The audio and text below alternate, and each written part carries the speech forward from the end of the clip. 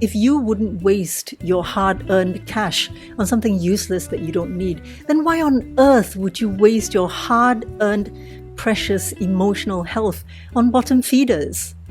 Today I want to talk about something that most of us don't spend enough time considering, and this is an emotional budget.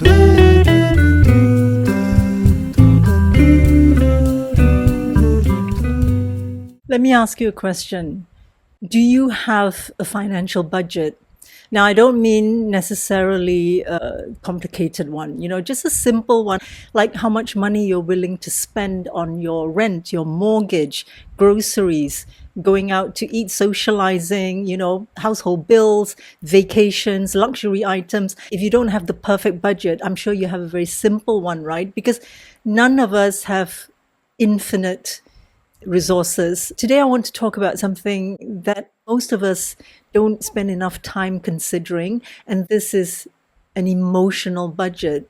Now, if you look at this chart, this is just an example of how I spend my time and effort. Now, you'll have something that is a bit different, but what I want to do today is to just bring to our awareness how very important, what a precious resource our emotional and mental energy is.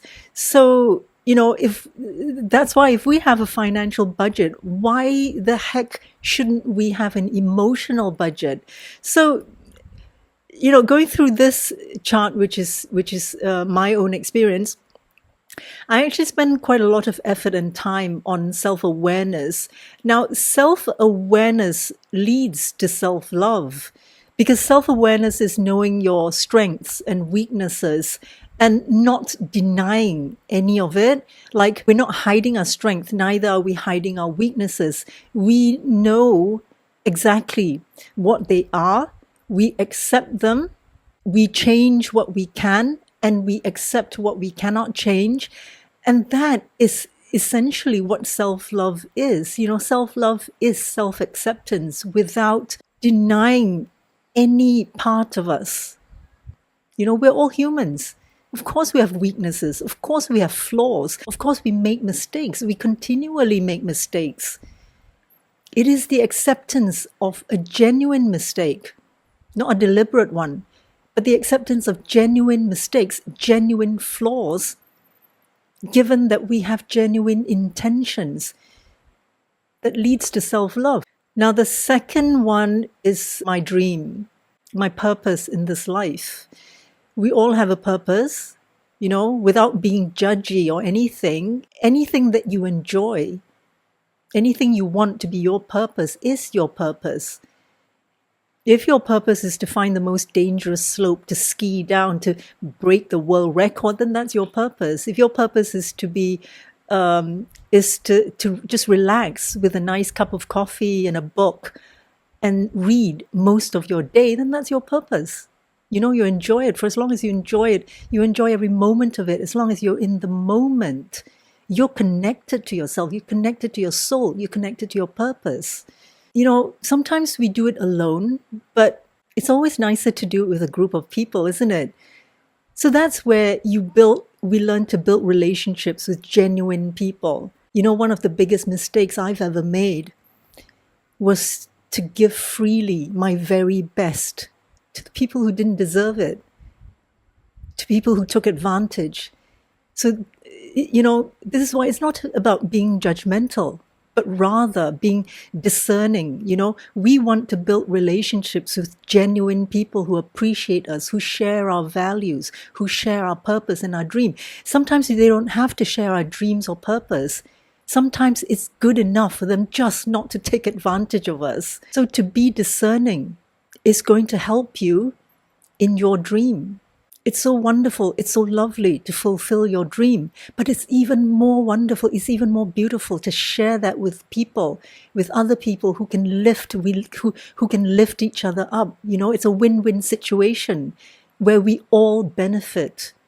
Now, another area that I do spend a bit of time on is to learn how to deal with fake people. There's fake people everywhere. There's no avoiding them. They have the right to live on this earth and share the air that we breathe as much as we do, So instead of avoiding them, which we can't, we might as well learn how to deal with them. Another mistake that I made was that I truly believed that if I were genuine and honest, that other people would treat me the same. Now that I look back, it's so naive, to say the least. But look, I'd rather be naive than to be cynical, yeah? Because being cynical is very difficult to change that. But being naive is still better, because then, we learn. And life is a learning process. So now, how I deal with fake people is to be fake myself.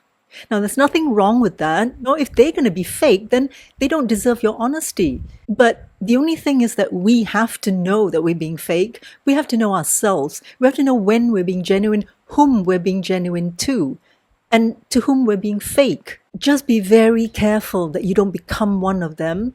Last week I did an episode on shared psychosis. And shared psychosis is creepy. It's scary. It's like the proverbial frog in the pot, where you turn the temperature of the water so slowly that the frog doesn't realize that it's getting hotter and hotter. And when it does realize, it's too late. The water is just too hot and it dies. So we have to look at shared psychosis in the same way, because it creeps up on us and we don't realize it. Just be aware that that is what you're doing. Just be aware of who you are. At the end of the day, you come back home and you know who you are. Home being here, okay? And you know who you are. Some people are just not worth discussing anything with. Know your priorities, and that your priority is building relationships with genuine people who lift you up instead of dragging you down. Now, this might sound really technical, that I even have a pie chart for my spiritual journey. But it's only technical for now because, they say that when you do something for 21 days, it becomes a habit. So this is only to get the ball rolling, to get you into this habit. And once you're in this habit, then, it has its own momentum.